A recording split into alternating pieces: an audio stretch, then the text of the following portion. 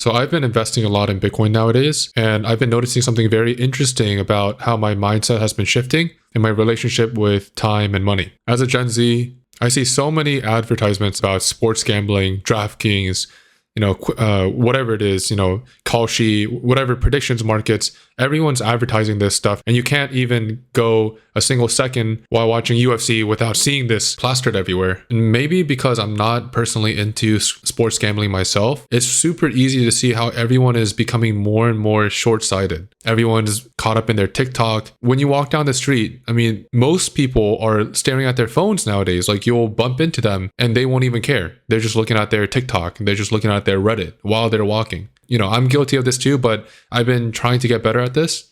But my point is that it just seems like everyone's caught up in something. They're not looking up. They're not looking out. But what's been interesting with me investing in Bitcoin more is that I'm starting to see how I'm looking more long-term. And I'll try to explain why I think this is.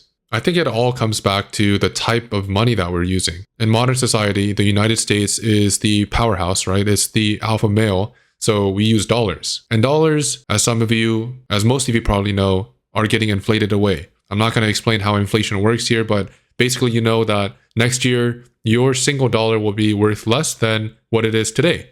So it makes you think, maybe I should just spend it today because I'm not going to get as much for it next year. And this is actually by design. The United States government wants you to spend money today because they will make it worth less tomorrow. They do this because our metric for success as a country is based on something called GDP. And GDP is based on how much people are spending, how much people are circulating money through the system. In order to inflate those numbers, in order to make those numbers constantly go up and make it look like our economy is doing well, the United States government forces us to spend money because subconsciously we know that our money will be worth less tomorrow. And maybe this is why you see so much consumerism nowadays. It's found its way deep into our society, whether that's buying shoes or buying cars that we can't afford with crazy predatory interest rates. We just don't even have a concept of what is a good interest rate nowadays. We just buy stuff. We just buy a nice pair of clothes just cuz. We buy fast fashion. We buy DoorDash every single day. We buy Starbucks in the morning. You see people walking out Starbucks and they're obese and they're drinking $7 cups of sugar. So it's really, really found its way deep into our psyche as a society. And my opinion is that maybe, just maybe, this is happening because of the type of money that we're using.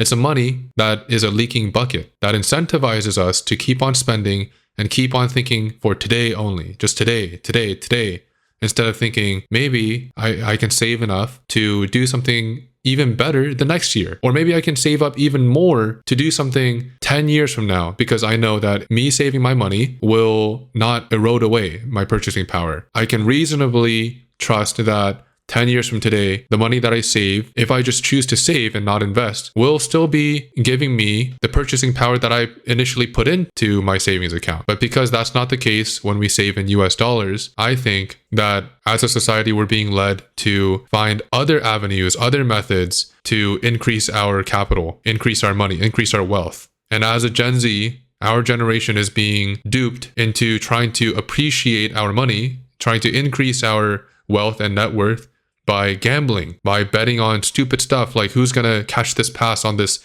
next play or who's going to win this election, stupid stuff like that. We're being duped into thinking that this is the only way we can reasonably retain our purchasing power because we know that if we don't invest in the S&P 500 at a bare minimum, then our money will be worthless in even 5 years. Just the other day, I went to an official US government website that helps you calculate what the inflation has done to your money. And if you want to try this out, you can Google CPI inflation calculator.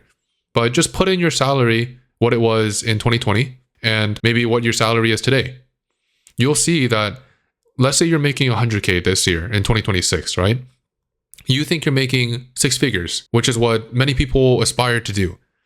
But $100,000 in 2026 gives you the same amount of purchasing power as 75K did just 5 or 6 years ago. So even 5 or 6 years ago, if you were making 75K, that's like you making 100K today, even though you weren't technically six figures. 5 years ago. And inversely, if you're making six figures today, if you were making just at the cutoff of $100,000 today, if you were to time travel 5 years back into when we had the pandemic, and then you told people around you, hey, I'm making six figures, they would look at you like, no, you're actually only making 75,000. And that's what happens when you think in terms of dollars. Going back to what I was noticing about myself with Bitcoin is that now that I've been thinking in terms of Bitcoin, how much Bitcoin I have, or how many satoshis I have, something interesting has been happening, which is that I'm confident and I feel more at peace about my purchasing power being retained over time. Plus the appreciation and the compound growth rate of Bitcoin of what people expect it to be in the next 10 years, right?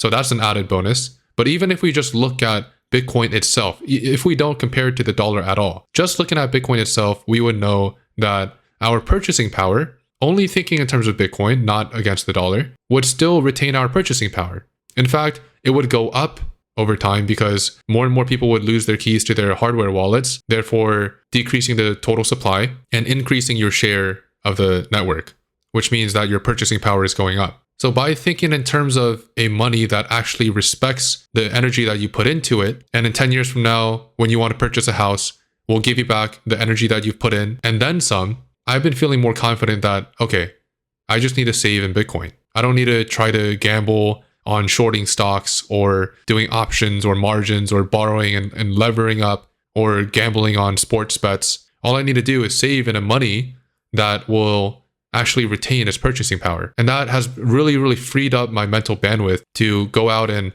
provide more value to the world. Because now I'm thinking, all right, all I need to do is save in Bitcoin. What can I do that will help me lean into my own strengths rather than me trying to waste all my mental energy on gambling in order to appreciate my money or to even retain it? I pour that energy and mental bandwidth into what I'm actually good at, which is not gambling. So it's helped me to really free up what I think I'm capable of and start to look more long-term. Think about longer-term projects. Think about saving for retirement, which I wasn't really doing just a few years ago. I wasn't even thinking about that because I knew, hey, this money I should just spend it today.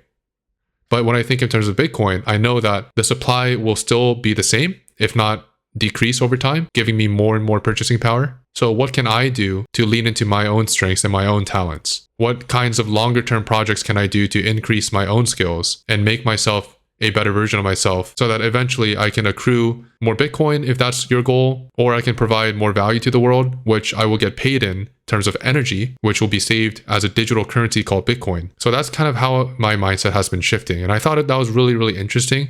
And maybe some of you can notice yourself thinking in this way as well if you're investing in Bitcoin. None of this is financial advice. I just got to say that, just like any other YouTuber says that. This is just my personal experience and what I've been noticing. Thanks for watching.